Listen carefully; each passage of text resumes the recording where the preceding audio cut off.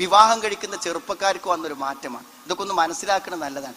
ഇപ്പൊ ഈ കല്യാണം കഴിക്കുന്ന ചെറുപ്പക്കാരിൽ ബഹുഭൂരിപക്ഷം ആൾക്കാരും എങ്ങനെയാ അറിയുന്നത്? പണ്ടൊക്കെ വിവാഹം കഴിക്കുമ്പോൾ ഒരു വിവാഹം ആവശ്യമാണ്, അതിനുള്ള സൗകര്യങ്ങൾ വേണം, പണം ഉണ്ടാക്കണം, പണ്ടം ഉണ്ടാക്കണം. മുമ്പൊക്കെ വാപ്പാരങ്ങനെ പറഞ്ഞു, നിന്റെ അടുത്ത് പൈസ ഉണ്ടെങ്കിൽ പെണ്ണെട്ടിക്കോ, നിന്റെ അടുത്ത് മഹറുണ്ടെങ്കിൽ കല്യാണം കഴിച്ചോ എന്താ പറഞ്ഞത്. ഇന്ന് അങ്ങനെയല്ല സുഹൃത്തുക്കളെ. ഇന്നെല്ലാം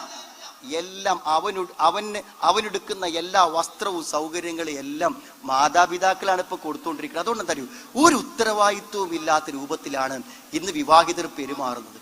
അത് വളരെ അപകടകരമായ ഒരു അവസ്ഥയാണ് സുഹൃത്തുക്കളെ. ഒരു വിവാഹം കഴിച്ചൊരു പെൺകുട്ടിക്കുണ്ടല്ലോ, ആ പെൺകുട്ടിക്ക് പിന്നെ ഒരു പൈസ പോലും അവളുടെ വാപ്പയിൽ നിന്ന് വാങ്ങുന്നവർക്ക് ഇഷ്ടല്ല, അമ്മായിമ്മയിൽ നിന്ന് വാങ്ങാൻ ഇഷ്ടല്ല, അമ്മോശനിൽ നിന്ന് വാങ്ങാൻ ഇഷ്ടല്ല. അവൾക്കത് ഭർത്താവ് തന്നെ കൊടുക്കണം, അല്ലെങ്കിൽ അവൾ അധ്വാനിച്ചുണ്ടാക്കണം. അങ്ങനെയാണ് അവൾ ആഗ്രഹിക്കുന്നത്.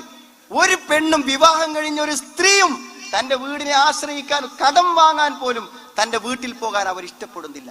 ചെറുപ്പക്കാരാ, നിങ്ങൾ മനസ്സിലാക്കണം, നിനക്കൊരു ഭാര്യയുണ്ടോ, അവൾ കഴിക്കുന്ന ഭക്ഷണം നിന്റേതാവണം, അവളുടുക്കുന്ന ഉടുപ്പ് നിന്റേതാവണം, അവളുടെ കഴുത്തിലെ ആഭരണങ്ങൾ നിന്റേതാകണം. ഇതിന്റെ വകയല്ല സുഹൃത്തുക്കളെ.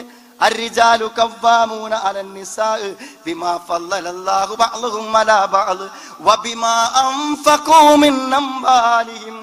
സ്വത്ത് കൊടുത്തുകൊണ്ടാണ്, പണം ചെലവാക്കിക്കൊണ്ടാണ് പുരുഷൻ തന്റെ ഭാര്യയുടെ ആ ഉത്തരവാദിത്തം ഏറ്റെടുക്കേണ്ടത് ഖുർആൻ പറയുന്നുണ്ട്. അപ്പൊ നിരുത്തരവാദപരമായി പെരുമാറുന്ന ഭർത്താക്കന്മാർ ഇന്നങ്ങനെ. അതുകൊണ്ടാണ് നമ്മുടെ പല പെൺകുട്ടികളും വന്നിട്ട് നിങ്ങൾ എന്തിനാണ് ഇപ്പം എന്നെ കെട്ടിച്ചത് എന്ന് ചോദിക്കുന്നത്. അതുകൊണ്ടാണ്. ഒരു മാറ്റം ആ രംഗത്ത് വേണം.